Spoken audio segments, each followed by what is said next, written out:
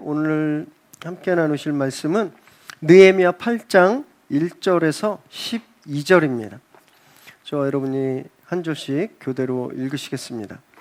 이스라엘 자손이 그 본성에 거하였더니 7월에 이르러는 모든 백성이 일제히 수문 앞 광장에 모여 학사 에스라에게 여호와께서 이스라엘에게 명하신 모세의 율법책을 가지고 오기를 청하매 7월 1일에 제사장 에스라가 율법책을 가지고 남자 여자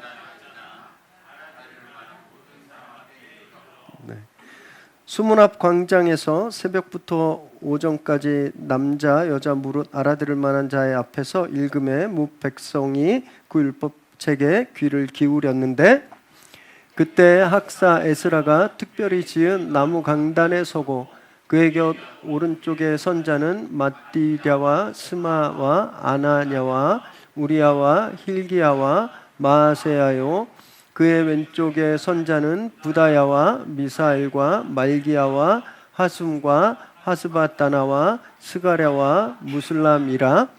에스라가 모든 백성 위에 서서 그들 목전에 책을 펴니 책을 펼 때에 모든 백성이 일어서니라. 에스라가 위대하신 하나님 여호와를 송축하매 모든 백성이 손을 들고 아멘 아멘 하고 응답하고 몸을 굽혀 얼굴을 땅에 대고 여호와께 경배하니라.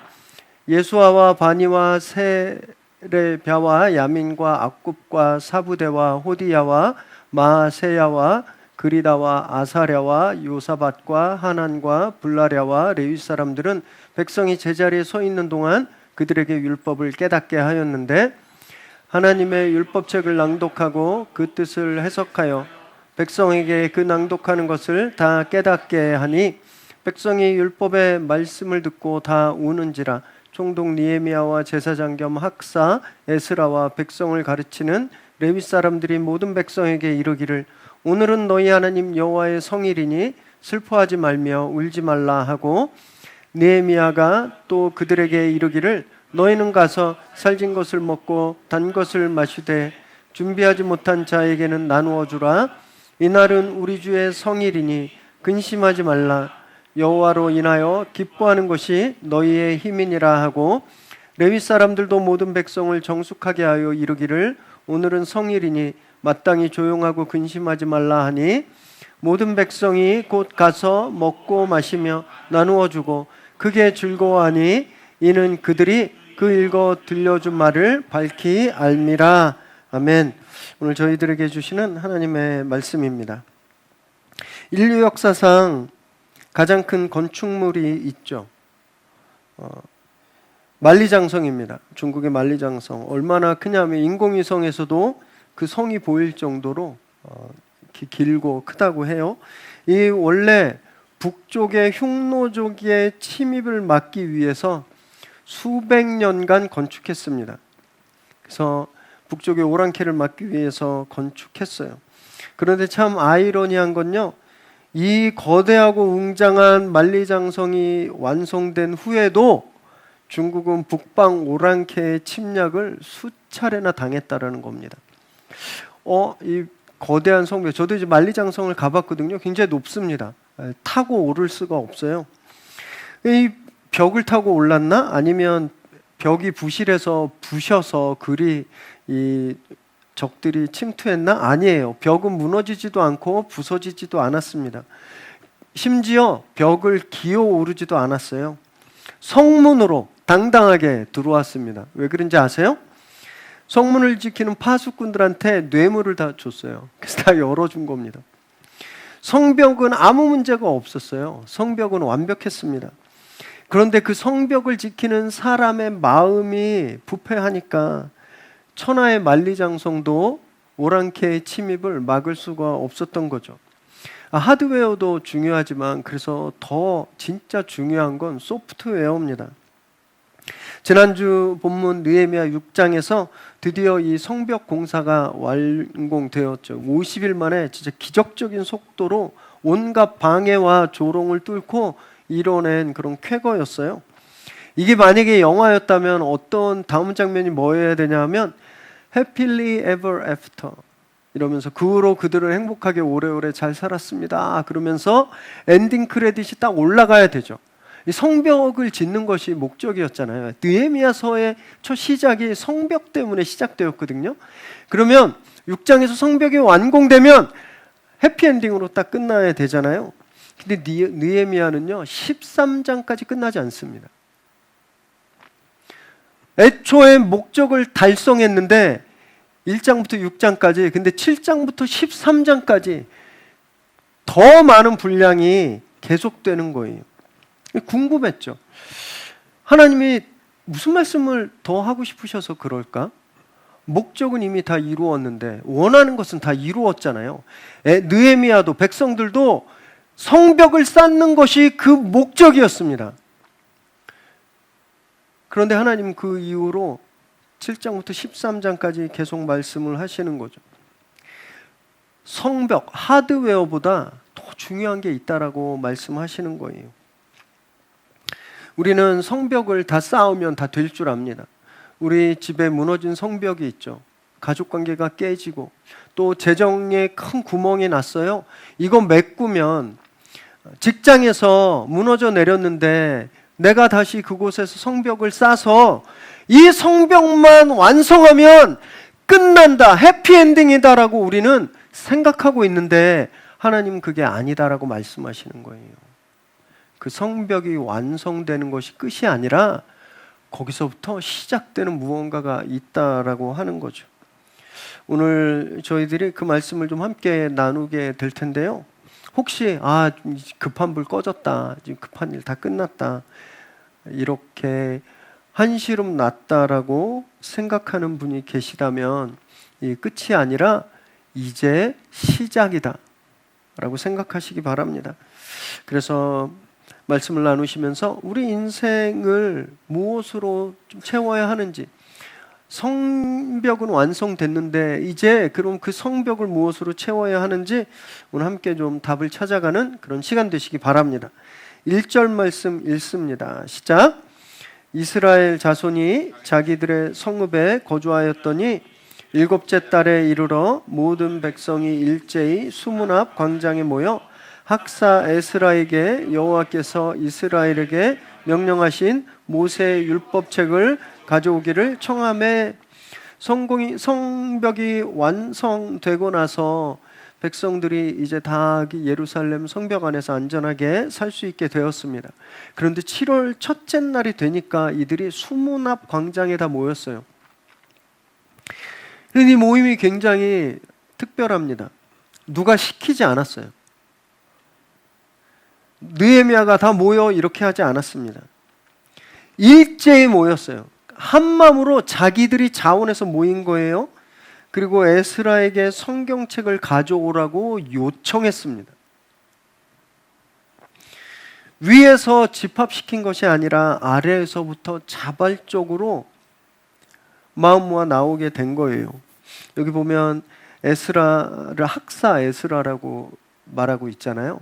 그래서 저희 좀 전에 뉴젠 예배 때 에스라 선생님이 학사모 쓰고 나온 겁니다. 이렇게 작은 것도 놓치지 않아요. 저는 이렇게 디테일이 강합니다. 지금까지는 이 학사 에스라가 학사 에스라 또는 느헤미야가 주도했어요. 모입시다, 기도합시다, 싸웁시다, 그리고 회개합시다. 리더들이 항상 먼저 요구했습니다. 그런데 성벽이 완성되고 나니까 백성들이 오히려 리더를 푸시하는 거예요. 리더에게 요구하는 겁니다. 저희에게 말씀을 들려주십시오. 하나님의 말씀을 가지고 오세요. 이렇게 요청한 거예요. 참 이해가 좀 잘 안 되는 상황인데 성벽을 쌓으면서 얼마나 고생했습니까? 한 손에는 벽돌을, 한 손에는 무기를 들고 했잖아요. 진짜 긴장의 끈을 놓지 않고 벽돌 하나하나 최선을 다해서 그렇게 쌓았어요. 자기들의 재물을 드리고 시간을 드리고 엄청 고생했을 겁니다. 그럼 이제 완공이 됐으면 쉬어야죠. 또 우리가 그만큼 노력했으니까 세금을 좀 깎아주십시오. 이제 축제를 엽시다. 마을 축제를 엽시다. 이렇게 했어야 되지 않나요? 우리 그렇게 하잖아요. 우리 큰 일을 마치면 좀 이제 쉬어도 되겠다. 좀 어디 좀 여행 가도 되겠다. 나 이제 어디 친구들이랑 뭐 맥주 한잔 해도 되겠다. 우리 그렇게 축배를 들려고 하잖아요. 근데 이 백성들은 아니었습니다. 이 백성들은요, 축배가 아니라 말씀을 달라고 모인 거예요. 왜 그랬을까요? 성벽이라는 하드웨어는 완성됐는데, 성벽을 완성했는데 아직 내 안에 채워지지 않는 갈급함이 있는 겁니다. 이 성벽을 완성하면 다 끝날 줄 알았어요. 안전하고 불안하지 않고 진짜 평안을 누릴 줄 알았는데, 성벽이 완성됐는데 여전히 내 삶은 불안하고 여전히 내 삶은 채워지지 않는 어떤 갈급함이 있는 거죠. 그래서 모인 거예요. 자발적으로 이구동성으로 말씀을 선포해달라고 요청한 겁니다. 이들의 모습과 우리의 모습을 좀 잠깐 비교해보면 좀 재밌을 것 같아요. 이들은 그런 마음으로 누가 시키지도 않는데 왔어요. 우리도 그렇게 왔나요? 우린 예배 시간이 4시라고 정해져 있기 때문에, 또는 작은 교회라 나 빠지면 금방 티나고 그럼 목사님 근심하고 성도님들이 걱정하겠다. 그래서 오신 분 혹시 안 계세요? 아니면 모처럼 오늘은 일이 없네, 모처럼 오늘은 약속이 없네, 한번 가볼까? 그렇게 오신 분은 안 계십니까? 개인적으로 목사로서 그렇게라도 오셔서 너무 감사합니다. 그렇게라도 이 자리에 오셔서 감사해요. 그리고 오셔서 그냥 제 설교를 잘 들어주시는 것만도 감사합니다. 그냥 이 정도만 하셔도 귀하세요. 그런데요, 우리가 진짜 성장하려면 이 수준을 넘어야 된다라는 겁니다. 아이들은 먹여줘야 밥 먹죠. 아이들 키우실 때 밥 안 먹으려고 그러잖아요. 근데 숟가락으로 떠서 먹어주는 것만도 고맙죠. 아이고 잘한다, 착하다 이렇게 칭찬하시잖아요. 어른이 되었는데도 여전히 아이고 잘한다, 착하다 그러면서 숟가락 물려야 밥 먹으면 어른이 아니죠. 초보자는요, 회사에 신입들 시켜야 일합니다. 아무것도 모르니까. 자, 이거 가서 복사 몇 부 해오세요. 뭐 양면 해오세요. 이거 어디 가서 뭐 가지고 오세요. 초보자는 시켜야 일하죠.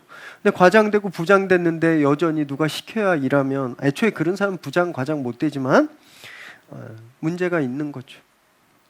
믿음 생활도 마찬가지입니다. 계속 누가 떠먹여줘야만, 누가 끌고 가야만, 누가 자꾸 요구해야만, 그래야 겨우 움직이는 그런 믿음 생활은요, 절대 성장할 수가 없는 거죠. 적극적으로 달려들어야 합니다. 전문가는 적극적으로 자기 업무를 개발하고 자기 업무를 감당하듯이, 어른이 내 힘으로 밥을 지어서 먹고 힘을 얻듯이 성숙한 신앙은요, 적극적으로 요구하는 거예요. 이번 한 주간 우리가 그렇게 적극적으로 믿음 생활을, 말씀 생활을 한번 하시면 좋을 것 같아요. 누가 하라 그러기도 전에 먼저 성경을 탁 적극적으로 펴보시는 겁니다. 누가 이거 해 하기 전에 큐티 책을 먼저 피세요. 그래서 그 적극적인 믿음 생활로 지난주보단 다음 주가 조금 더 성장하는 저와 여러분 되시기 바랍니다. 5절과 6절 읽습니다. 시작. 에스라가 모든 백성 위에 서서 그들 목전에 책을 펴니 책을 펼 때에 모든 백성이 일어서니라. 에스라가 위대하신 하나님 여호와를 송축하며 모든 백성이 손을 들고 아멘 아멘 하고 응답하고 몸을 굽혀 얼굴을 땅에 대고 여호와께 경배하니라.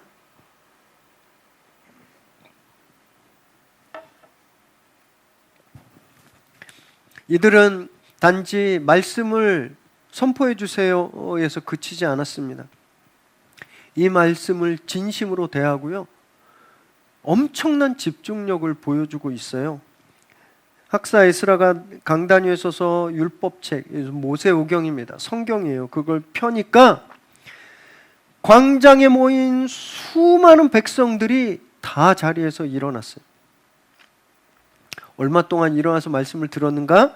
새벽부터 정오까지 최소한 6시간 이상 그 자리에 섰습니다. 에어컨도 없습니다.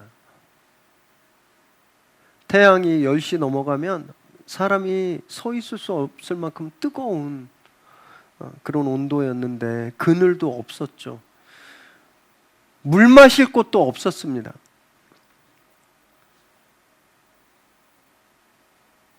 여섯 시간을 서서 말씀을 받은 거예요. 아무도 언제 끝나요? 배고파요. 집에 언제 가요?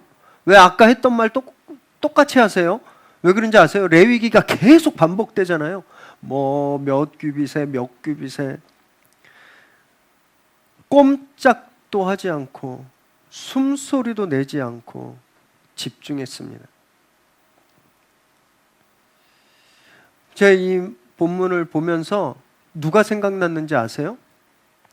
아이돌 팬들. 아이돌 팬들이 얼마나 극성스러우냐 하면 그 차에서 내리는 그때까지 막 서서 얼굴 보려고 까치발 들고 몇 시간을 겨울이건 여름이건 기다려요.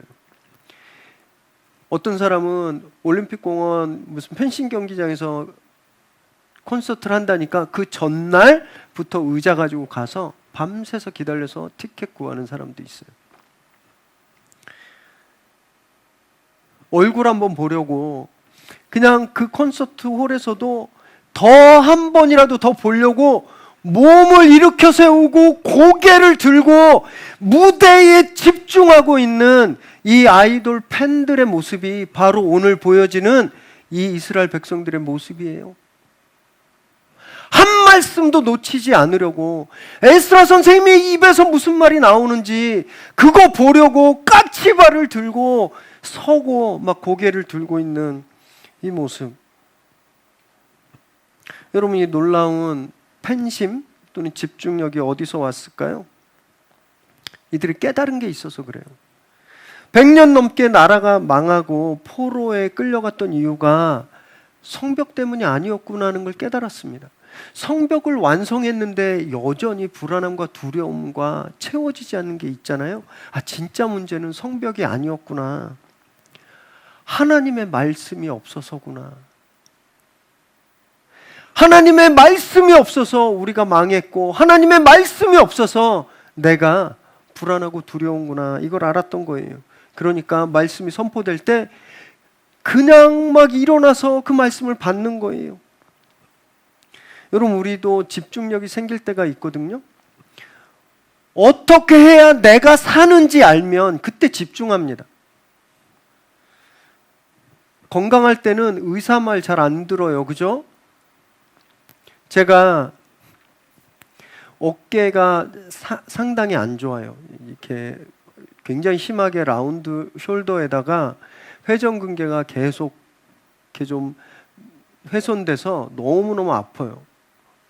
제가 인스타그램이 있는데 제 개인 계정에 계속 어깨에 좋은 운동만 찾다 보니까 그냥 인스타만 열면 다 어깨에 좋은 것만 가득했어요. 목사님 설교가 없어요, 인스타그램. 계속 집중해보다 이거 참 좋은 것 같다 그러면 해놓고 연습하고. 왜요? 그 집중해서 그걸 찾아야 내가 안 아플 수 있으니까. 그래서 실제 효과를 보거든요.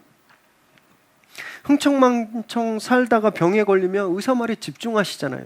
그 말을 들어야 내가 살 수 있으니까 집중하는 겁니다. 총각 때는요, 부모 말도 안 들어요. 근데 장가가는 순간 와이프 말 집중해서 듣죠.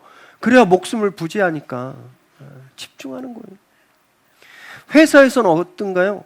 사장님이 지나가다가 김사원 이것 좀 이렇게 하지, 그 귓등으로도 안 듣는 분 계세요?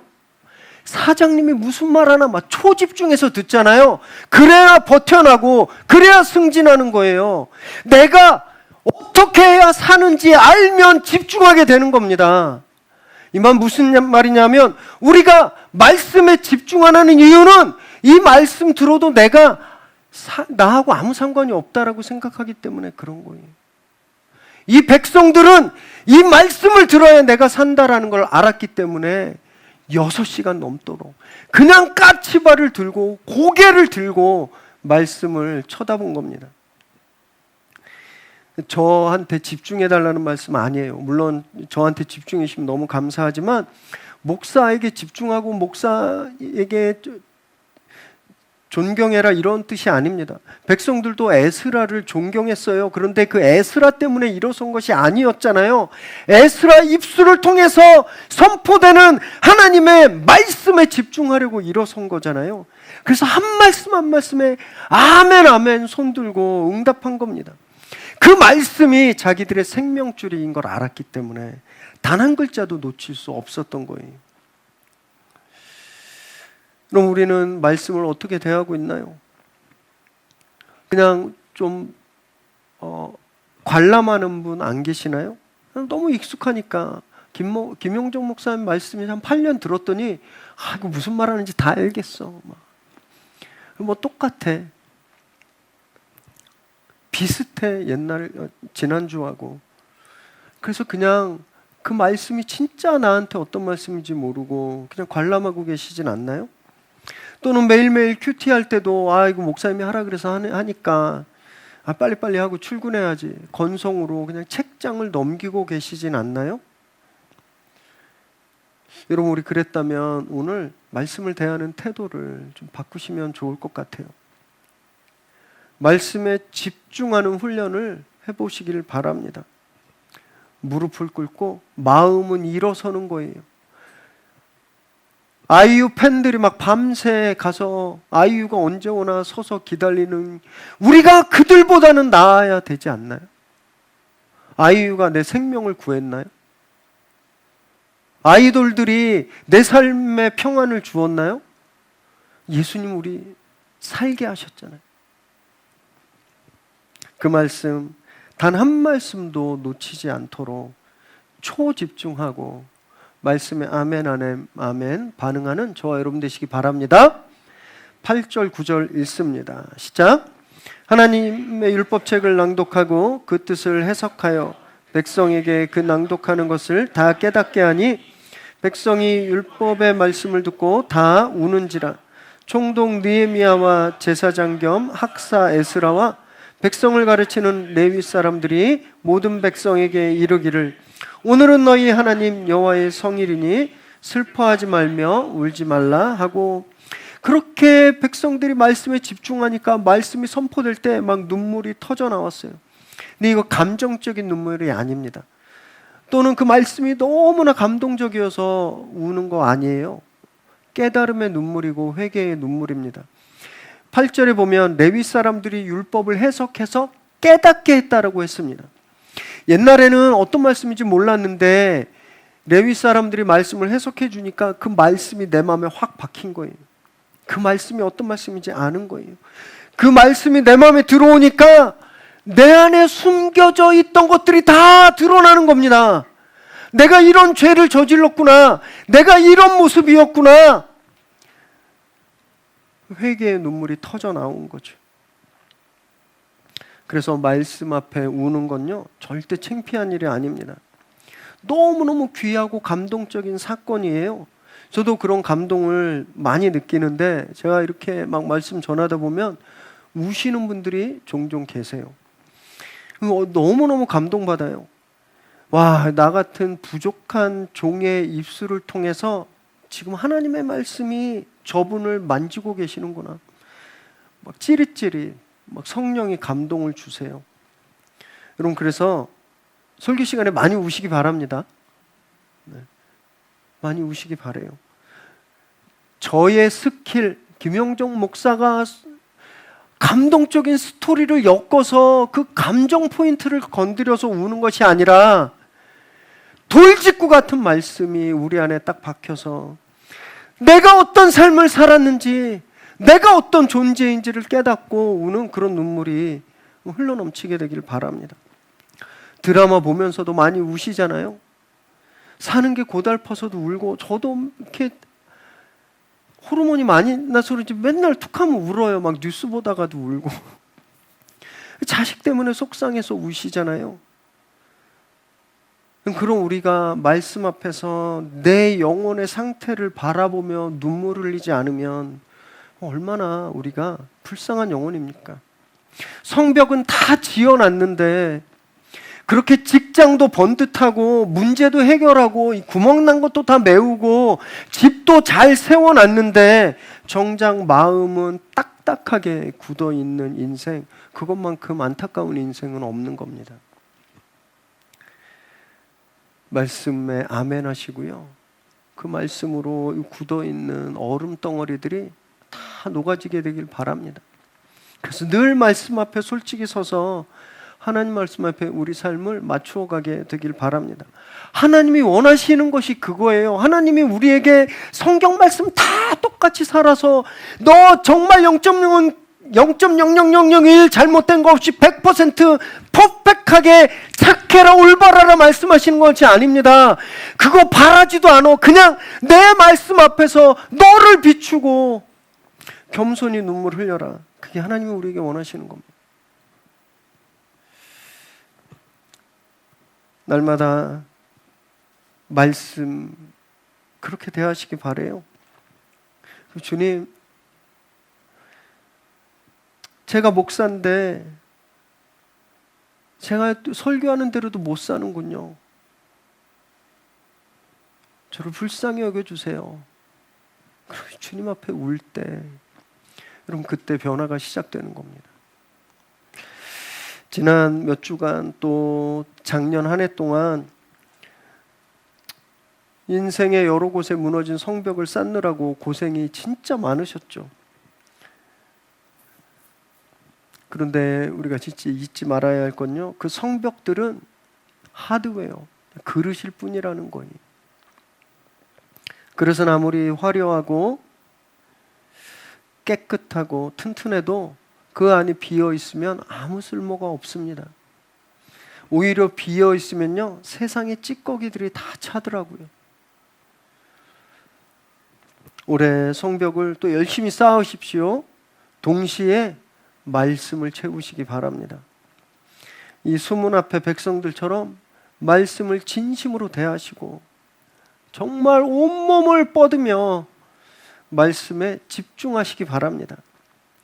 그래서 성벽을 세우고 그냥 끝나버리는 그런 인생이 아니라 그 세워진 성벽에 말씀의 삶이 시작되는 저와 여러분 되시기를 주님의 이름으로 축원합니다. 기도하겠습니다.